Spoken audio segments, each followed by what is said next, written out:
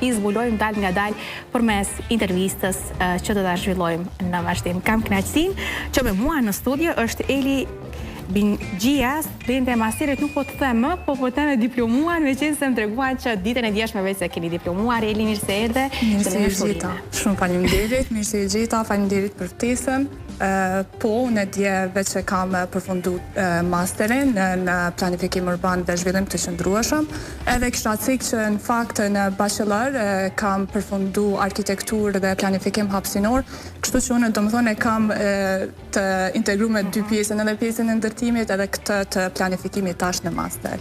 Po ashtu me ne kam krasi që kemi edhe mentorin dhe profesorin Edon Maliqi. Profesor, mirë se erdhe. Mirë se gjeta, faleminderit për mundësi. Një temë me shumë interes, në fakt temat planifikohen bashkë me studentët, profesor, fillimisht, apo janë ata që i propozojnë, jeni ju që i propozoni, sepse tema që është hulumtuar, për cilën hulumtuar është ka një ndikim shumë të rëndësishëm. Në rastin më ideale, më të mirë të mund, shumë studente e ka idenë e qartë për temën, siç është rasti Elit, tashmë në mastere e shkencës, prandaj ne vetë se kemi ndihmu të hecim tutje drejt zhvillimit të temës. Por ideja ka qenë ekskluzivisht e Elit.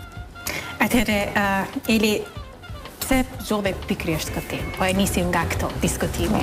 Atëherë të e marrë parasysh që qytetet po urbanizohen tepër shpejt, po ka ndërtime tepër të shumta, këto krejt po zhvillohen në kurriz të gjelbrimit.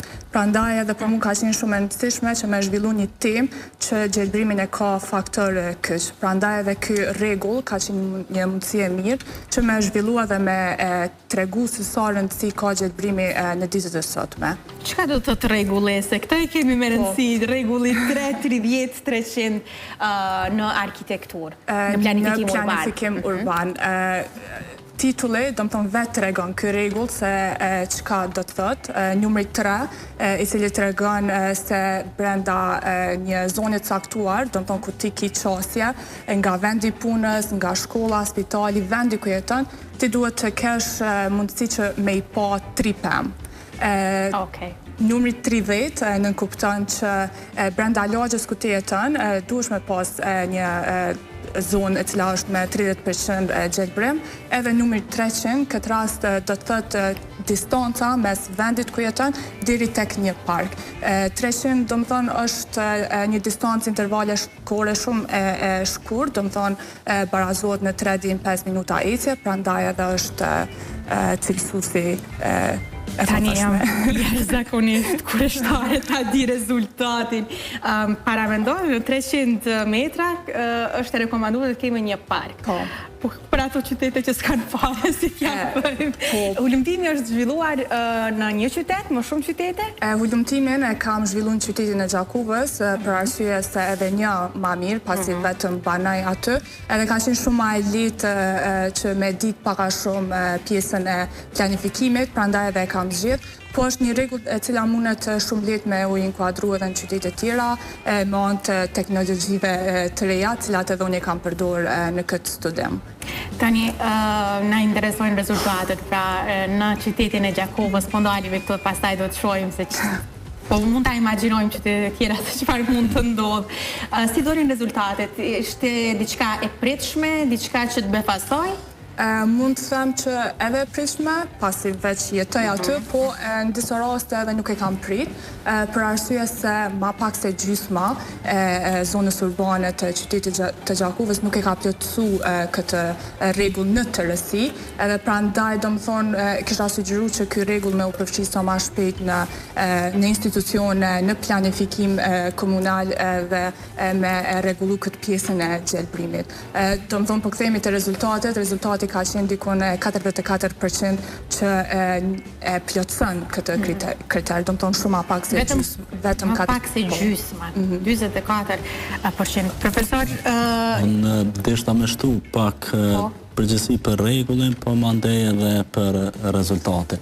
Në fakt ka një studius holandez që e ka nxit mendimin në këtë aspekt, pra që e ka konceptualizu idenë e rregullit 3-30-300 që në vitin 2021, mandej në vitin 2022 tutje ka promovu këtë ide dhe përfundimisht bota akademike në vitin 2024, 23, 25 e ka pranu se ide, se prej 25 tutje edhe të gjithë studiust barë globit, sidomos kontinenti Amerikës Veriore, Evropa, për edhe Australia, kanë filluar që të zhvillojnë studime bazuar në këtë rregull. Po pse është i rëndësishëm ky rregull, po e themi, i rëndësishëm është mbi të gjitha sepse analizon qasjen, pra barazin qytetare të popullsisë në hapësira të gjelbërta. Çfarë dua të them me këtë është që ka dikush që vetëm 3 minuta prej aty ku banon e ka një park publik. Po dikush tjetër duhet me hec 50 minuta deri në një park publik. Prandaj kjo krijon pabarazi shoqërore dhe mbi gjitha kjo kuptimi i 300 është përveç se 300 metra nga një park publik, gjithsesi në ku më pak se 5 minuta duhet ta kemi një park publik. Dhe ne e dimë realitetin në Kosovë se qëndron me këtë. Po pse janë këta 3 komponent? Janë sepse rregulli 3 i nxit shëndetin publik. Pra dukshmëria 3 prej vendqëndrimit tonë. Ndërsa rregulli 30, pra 30% mbulim me kuror të gjelbërt, ndikon në pastërtinë e ajrit, në biodiversitet dhe në redukimin apo zvoglimin e ishujve të nxehtësisë urbane. Besoni që ka zona të caktuara në qytet, po themi edhe në Prishtinë, që kur është temperatura rreth 30-35, temperatura e përgjithshme, aty e mbrin temperaturën deri në 50 gradë Celsius. Pra këta quhen ishuj të nxehtësisë urbane. Ndërsa kjo komponenta 300 ka kuptimin që e ndihmon ndërveprueshmërinë sociale edhe aktivitetin fizik që të kalojmë ku të parë. Sa i përket rezultateve, ne zakonisht kur qasemi në studime shkencore, sepse përveç se Eli ka përmbush një kriter që të mbri titullin master i shkencës, në mënyrë indirekte ka dhënë edhe një shembull metodologjike shkencor që dikush mund ta përdorë. Në këtë rast, mund ta përdorin institucionet që kanë vendimare në politikbërjen hapësinore në Kosovë në kompetencën e tyre, qoftë Ministria e Mjedisit me Agjencinë e Planifikimit Hapësinor apo edhe Komuna e Gjakovës. Por ne nuk paraqikojmë rezultatet fillim studime, mirë po studimi mandej ka treguar që rezultatet janë pak a shumë edhe si mendojmë, sepse ne e dimë realitetin në Kosovë. Por ne po ashtu do ta themi që Gjakova fatmirësisht qëndron në aspekt të degradimit të planifikimit hapësinor urban bukur mirë. Vetëm viteve të fundit, sipas informacioneve që kemi diskutuar edhe bashkë me kandidatën Elin, vetëm viteve të fundit ka filluar një, le të themi, degradim. Deri në viteve të fundit është rrujt ajo komponenta e planifikimit hapësinor në qytetin e Gjakovës. Por po, ky rregull është i rëndësishëm dhe do duhej që politikbërësit, institucionet qoftë qendrore apo lokale në Kosovë të alarmoheshin që të shërbesin një kornizë, model, për të hartu politikat e tyre të planifikimit edhe në fakt për ta minu ose zvoglu maksimalisht këtë pabarazin që ne jetojmë çdo ditë. Patjetër.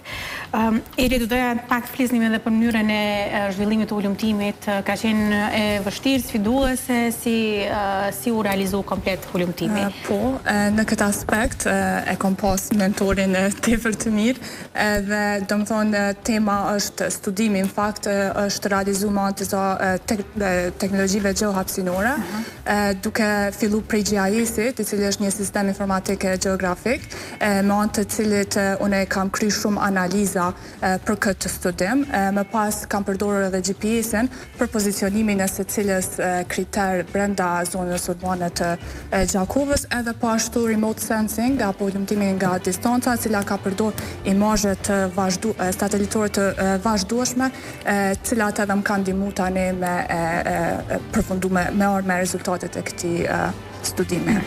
Tani, në titull përmenden edhe disa terma të cilat nuk e di nëse mund të t'i them sakt, GIS, apo GPS dhe RS, çfarë do të thonë këto realisht, si është kuptimi i tyre? Veç sa i përmenda, do më thonë GIS është sistemi informacioneve gjeografike, GPS, do më thonë për pozicionim të pikave cilat unë kam nxjerrë rezultate për tëreve, edhe RS, do më thonë remote sensing, hulumtimi nga distanca.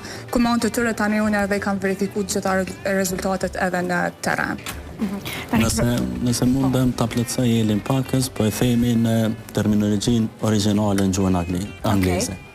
GIS është shkurtesë për Geographic Information System, atë që e tha Eli, sistemi informacione gjeografike. GPS është shkurtesë për Global Positioning System, që i vjen sistem global për pozicionim dhe navigim, është një produkt amerikan, amerikanët e kanë zhvilluar GPS-in. Dhe po ashtu RS është shkurtesë për remote sensing, që ne përkthejme për shtatim në gjuhën shqipe, ndihmë së larg apo hulumtime nga largësia, është teknologjia e sistemet që prodhojnë ose bëjnë të mundshëm monitorimin e tërë globit me anë të satelitëve që janë në hapësirë. Kur ishim të rezultati, vetëm desha të shtoj që si rezultat final i studimit të masterit të Elit ka një hartë që tregohet në mënyrë vizuale, pra e hartuar, se sa qyteti, pjesa urbane e Gjakovës e plotëson rregullin, standardin 3-30-300, prandaj është një rezultat shumë lehtë interpretueshëm, sepse është një grafike vizualizuar në pozicion të vërtet të çdo detaj që gjendet brenda zonës së studimit të Elit në këtë temë masteri.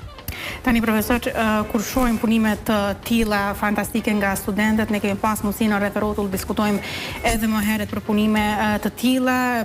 Po më kujtohet së fundmi kur kemi pasur një bashkëbisedim me ekspertin e komunikacionit profesorin Ol Dedaj, i cili të përmende një punim fantastik të studentës së tij në pikat e zeza në komunikacion, që është propozuar tek institucionet, por që prap nuk është marrë parasysh në konsiderat. Në fakt, punimet e tilla të studentëve, profesor, si i dërgoni tek si propozim tek institucionet? Po e themi edhe këtë se ndoshta na ik ose nuk po e kujtoj, tema zhvilluar në institucionin e arsimit të lartë në Kosovë në Kolegjin UBT.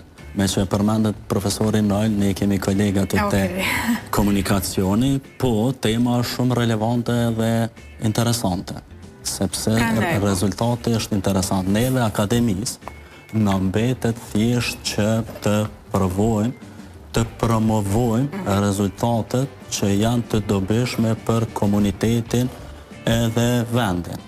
Ne nuk mund ta imponojmë një rezultat të vendimarrësit. Prandaj arsyeja pse me kënaqësi kemi pranuar ftesën në këtë studio është që ta shpërfaqim këtë studim me këtë temë në mënyrë që ndoshta, po e përsëris, ndoshta e tërheqim dikën që është me kompetenca relevante në vendimarrje për të na ftuar që ta ofrojmë si zgjidhje të mundshme për ta lehtësuar procesin e planifikimit, sidomos të gjelbrimit në Kosovë, sepse shteti jonë vazhdimisht krijon dokumente, vendime, ligje, strategji, por që ndonjëherë nuk është që mbulohen në mënyrë më të mirë të mundshme temat e tilla.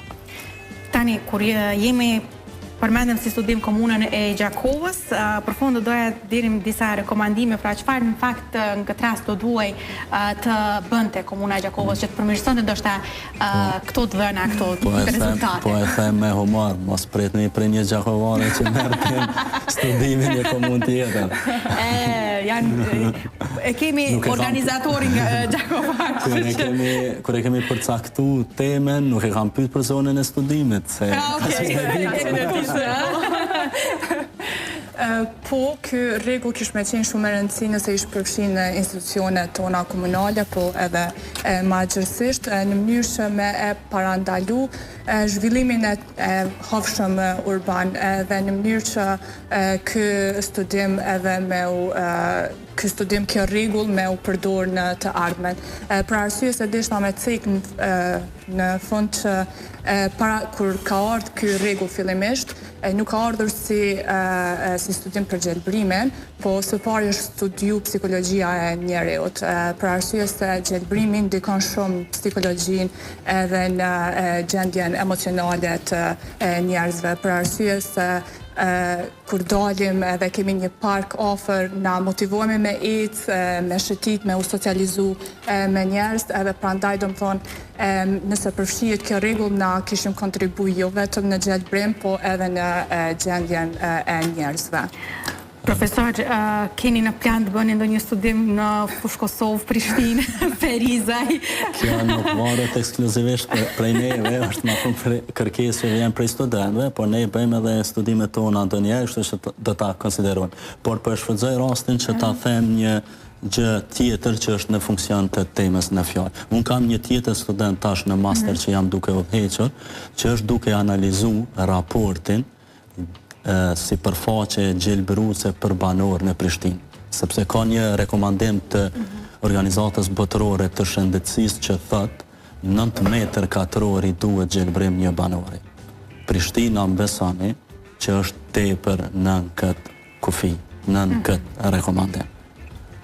Prandaj e kemi pat arsyeshme që ta sjellim edhe një rezultat të tillë. Përndryshe tek pyetja paraprake për relin komunave, por edhe institucioneve të nivelit qendror, ne ju themi që ta ruajnë këtë gjelbrim që kemi, sepse shumë herë cenohet e rënohet, edhe normalisht që të zhvillojnë projekte politika për të shtu sasinë e gjelbrimit kudo në territorin e Republikës të Kosovës. Tani, për post që është e rëndësishme për secilin prej nesh, jetojmë në një vend ku kemi një park afër, një mundësi për të ecur, për të brapuar, derisa nuk bësh prind, nuk e kupton se sa e rëndësishme është pastaj për fëmijën, kur ti del me karrocë, ndoshta për shkuar, ndoshta qoftë në farmaci, qoftë në furrë të bukës, në market, dhe nuk arrin dot të ecësh lirshëm e lirë më, siç rekomandohet që të paktën minimumi 15 minuta në ditë duhet që fëmia të shëtisë në ambient të hapur, të mësohet me atë ajrin e pastër, që ne na mungon pikërisht për shkak të këtyre ndërtimeve, për shkak mungesës së gjelbrimit, dhe kjo e bën edhe më të vështirë jetesën. Unë përmenda Fushë Kosovën, Prishtinë, meqense kam eksperiencë, edhe që në fakt mund të themi, po e marr shembull Fushë Kosovën, fatkeqësisht nuk kemi as shesh e lirë më një park afër, që është skandaloze. Prej kësaj studio me ftu kryetarin e ri të komunës Fushë Kosovës, se ka një zonë të pandërtuar që mund ta shndrojë lehtësisht në park. Pra është një zonë ku shënden atë territor, sepse e kalojnë ndonjëherë, që është shumë lehtësisht adaptueshme, prandaj po i bëjmë ftesë për shfrytëzojmë këtë, sepse edhe kur e mendon që po e kalon fëmijën në ajër të pastër, për ajër jena të sigurt, për këtë pjesë në është i pastër ajo në Kosovë, duhet me analizu. Tem në vete. Duhet me analizu. Unë shpata shumë kënaqësinë t'ju kisha në studio. Faleminderit për këtë punë fantastike që keni bërë, profesor. Faleminderit Eli për këtë studim fantastik, sepse e kemi të nevojshme. Uroj që të merret në konsiderat nga organet, jo vetëm në fakt në komunën e Gjakovës, por të jetë edhe një studim që mund të merret për bazë edhe për ndërtimet në të ardhmen, por edhe për mirësimin e gjendjes aktuale që kemi në çdo qytet tuaj, se kemi këtë problem, po marrim si shembull këto kryesorët, meqense jetojmë në kryeqytete, të paktën këtu do duhet të ishte një gjendje pak më e mirë. Faleminderit edhe një herë shumë. Shumë faleminderit edhe juve. Faleminderit juve, edhe ju ftejnë Gjakovë. Faleminderit. Do ta uroj që të vim për ndonjë përmirësim të gjendjes. Pse jo ta kemi edhe ndoshta edhe kryetarin ta shohim se a ka marrë për bazë këtë rekomandim. Faleminderit edhe një herë. Tani dua të bëjmë një shpejtim të portalit Duka Qini për të parë se cili është lajmi i fundit.